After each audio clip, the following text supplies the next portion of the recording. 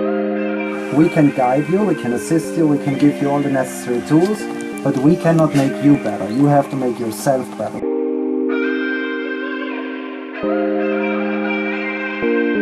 In the next 8 weeks I try to put in as much effort as I can. Yeah, I just want to develop new routines, find a better, more effective way of studying the game. How are your first impressions about the location, Martin? I like it. How do you like it? I also like it.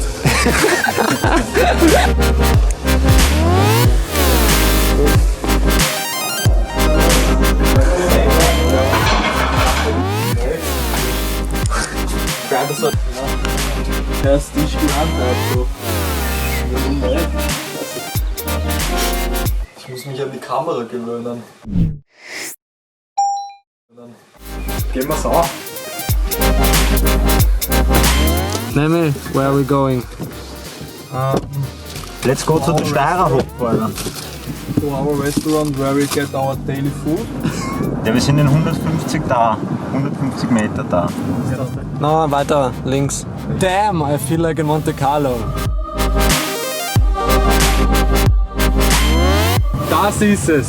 Das ist es. Aber so hat vorher auch schon eins ausgeschaut, ein Haus, gell? Wo man Schauen alle so aus. Kotz. Glück habe ich mir noch eine Hose von Bruck geflattert. Shoutouts zu Bruck. Weißt du, wie sich's anfühlt? Wie im Trainingslager. Ja. Wie in Tirol, ja. Vor dem Match. Vor dem Match, die Masse.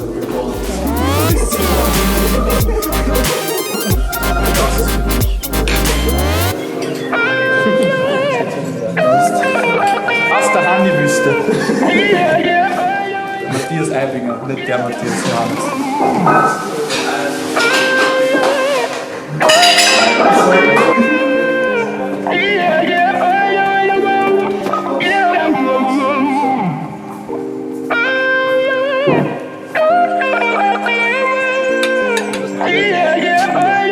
Unser Daddy.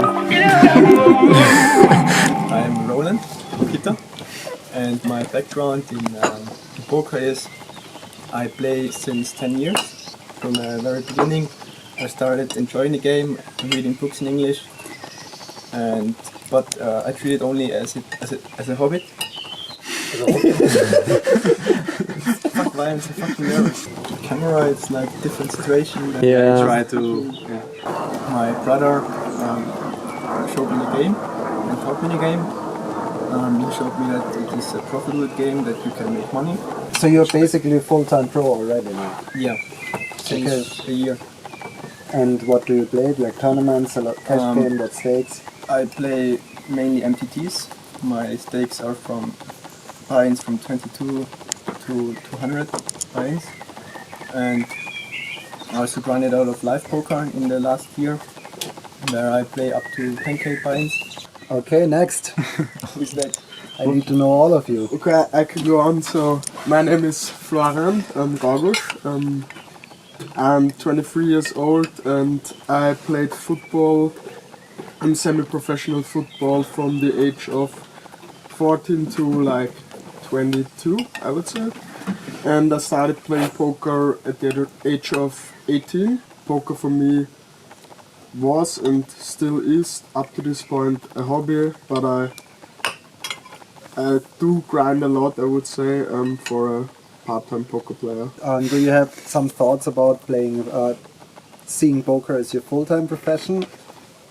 Potentially, like if things are going well, if you see you like it even more, and yeah, so the grindhouse for me basically is like to see the process to get better and to work full-time on poker, and in the next 8 weeks I try to put in as much effort as I can, so maybe we can talk in like 8 weeks and see what's upcoming.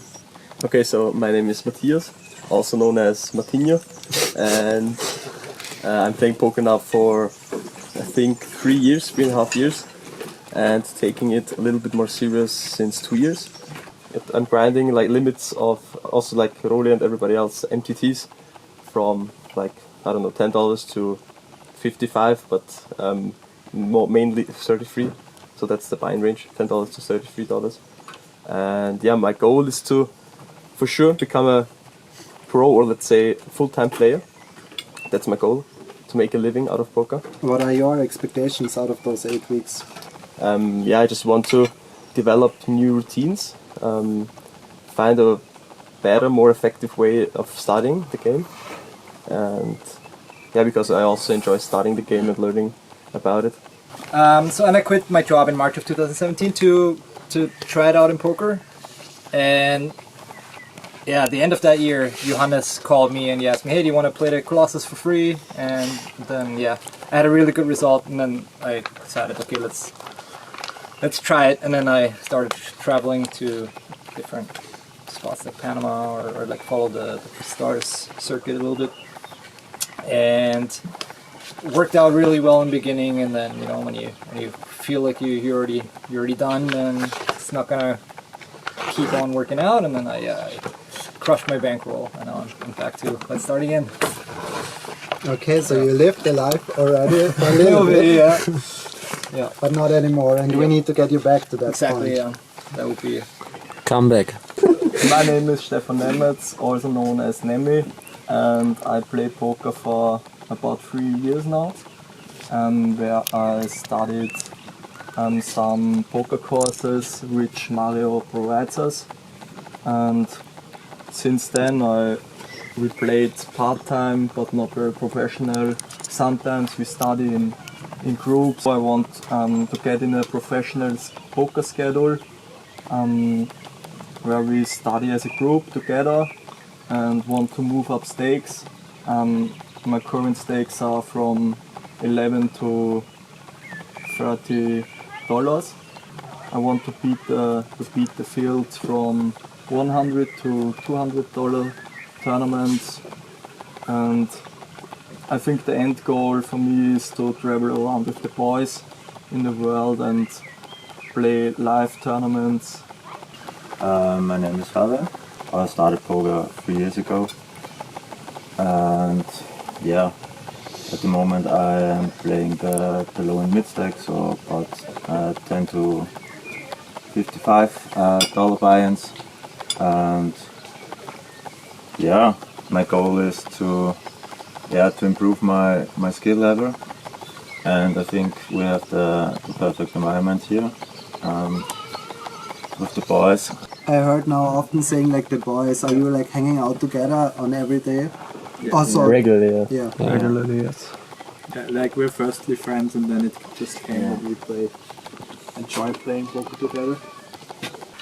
If you ask about what my goal is for next week's, be more comfortable in playing the $100 to $1,000 tournaments online, and as a group my goal is to lift everyone to the level that we reach a similar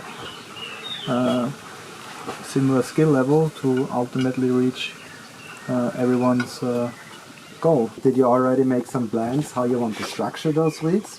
Do you have certain grinding days, study days? Do you mix it every day? Yesterday we talked with Fedor about it. We laid the foundation, but it was more in the direction of what do we actually want. Because you structured your starting process really in detail. You thought about it probably in a way that no one else has done it to that extreme level, and it's maybe the best way would be to like set the foundation to like, okay, if you would do it in 8 weeks, what would you do? You know, if you play low stakes, what would you do to optimize these 8 weeks? And I think working there very tight with you would speed up the whole process. You know, not just okay, we study short stack, but what is actually the thing that we need to work on, and how do you do that most efficiently? And that's I think where it would be the best outcome if we could map out the next weeks together, and then think and then execute it. Yeah, I think you have a great vision of how it will work out. I think 80% of the entire process is really on yourself. We can guide you, we can assist you, we can give you all the necessary tools, but we cannot make you better. You have to make yourself better. We want to assist you and guide you on your process. And I think that's important of understanding. Like, just being here saying we have so good coaches, we will improve anyway. It's not like that easy. The commitment has to be from yourself. And as you just said, it depends on your own targets. If you really want to have very high targets, you also need to show all the effort and all the commitment that you can reach them. I would like to give one of these to everybody, and then everybody writes down their goals for the 2 months.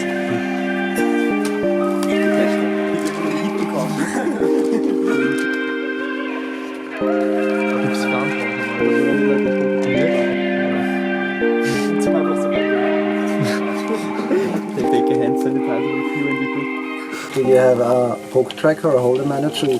Are you using tracking software? So if you have your hands somewhere and I can import them, then I can take a look at your game and get a picture and maybe help you in guiding what are the areas that I think are most important. I could make a database for each of you and import all the hands that you collected, and then I can give feedback on the same day.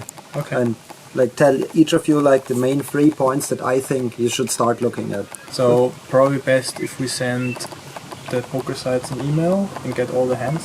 Does that work? I think it works, but on Party Poker, I think you can do it manually yourself. Same as on GGPoker, you do it manually yourself, and only on Stars, I think you need to request them. And I also wanted to say, you're a very big group, and I think if you always plan to study like 7-8 people at once, I think it's actually not that efficient. It's maybe better if you make a little bit smaller groups, like subgroups. For example, 2 of you team up and you look at defending the big blind when somebody c-bets. Or if you have to, we see that you have, for example, room for improvement in that areas. And maybe 2 others of you are looking at pre-flop game, or too tight, you're opening too tight. Or, I think that's a very efficient way of doing it. A very important part of tournaments is the pre-flop game. And unfortunately we need like 2-3 weeks more till we release the range viewer on Pokercode, but that's certainly a great tool that you can use for all your pre-flop decisions. Of course not while playing, but afterwards or in the study session you take situations, you look at our range viewer and you take a look, oh, I would have to defend loser 10% here, or things like that. I expect a lot of room for improvement in that direction, and I think that's very important. Why? Because let's say you're very comfortable post-flop, but if you already start wrong into the hand and you arrive there with wrong ranges, then even though you're a good post-flop player, you cannot really make up for them, for those mistakes that you already have made. So you need to start the hand in the right way, and only then you can convert that into chips, or let's say it like this.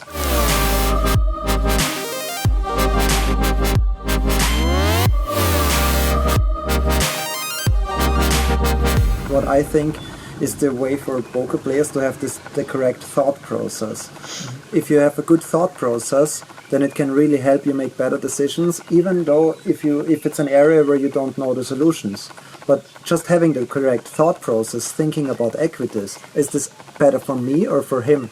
And then convert your thought process into like a strategy. I think this is really important. And that's something, when you ask about post-flop, what is important, I think it's, first I mentioned you need to start correct into the hand, the pre-flop game. The next step, I would say, is the flop. If you don't start right on the flop, then it's very hard to make up for it on the later streets. And what I see a lot of players, and this is what I'm very curious in your databases, that they are a little bit aware of patterns, but they're not really applying it correct. For example, if I take a look at your databases, I might see c-bet frequency in position like 60%, and that would tell me, okay, you're not really identifying the equities correct. There are so many spots in position where you have huge range advantage against the big blind, and where you're just supposed to c-bet 100% of your hands. And if you have pocket sevens on a board like ace king 9 and you think I check back, it's already a mistake to start into the hand like this. So this would be the next process, seeing how you're performing there, and then get you the right thought process, understanding equities. A little bit the same happens out of position, that I see a lot of players have 55% c-bet in spots where they should have 30. Because again, they're like not really aware how bad they're actually performing from the cutoff against the button range. We have a range disadvantage and we are out of position, so we need to play very, very passive. And this is like the thought process I have. And now if you have a specific board, whatever, I don't even need to name it, you already know from understanding the equities, you need to be passive. And then already your flop strategy will be more correct, even though you did not use Biosolver yet for that hand. I can also give another cool example. If you're playing deep versus the big blind, and the board is ace 4-4, for example, or ace 5-5, then we have a very weird example where if you see the Biosolver result, you might think, how should I understand it? Because what you will see is that you have good equity on ace 4-4, but you're still incredibly passive. And the reason is the nut ratio, what we talked about. If we have a board of ace 4-4 and we're opening from MP, basically we have no 4 at all. We have a lot of top pairs, yeah, but we just have no trips. And the big blind has a lot of trips. And that's why we still need to be incredibly passive. And that factor, for example, is more relevant if it's deep. If you're 100 BB deep, the nut ratio is really more important compared to if you're just 10 big blinds deep. Because on ace 4-4, 10 big blinds with ace king, we always go broke. There's no way out. But do we want to go broke with ace king 100 big blinds deep? Not really. So that's why it's more important to have like the nutted hands when we are deep.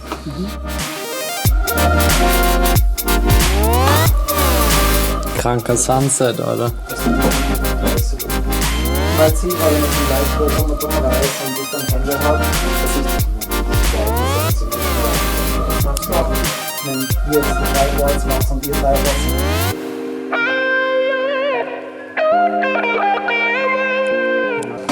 Ich wollte der Erste sein, der Supernova Elite macht in einem Jahr, und dann habe ich so einen Rhythmus gemacht, wo du, it's called polyphasic sleep, I'm not sure if you heard of it.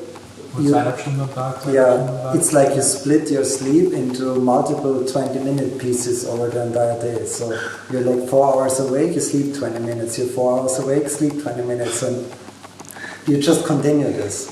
And the target is to train your body to get into the deep sleep stage within those 20 minutes. So if you now go to bed and you sleep 20 minutes, you are not rested, you're not in the deep sleep stage. I think that's what it's called in English. But if you do this for like 4 days or 5 days, you're so exhausted and tired that you really manage to fall directly into the deep sleep.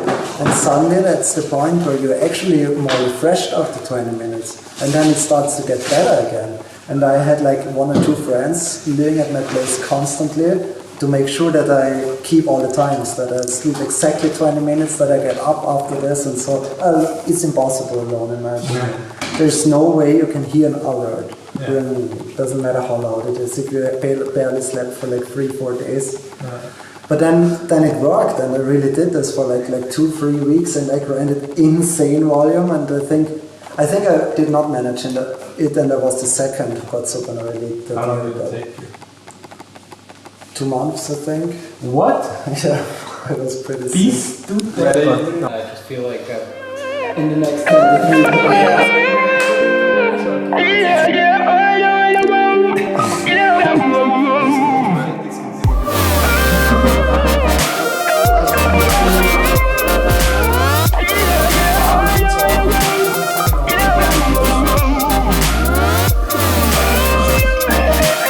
Der Martin. Geil, Alter. Geil, dass er da ist, der Matthias. Shoutouts. Bereicherung, dass ich nicht kommen bin. Der hat uns gerade erzählt, dass er auch bietet. Schau,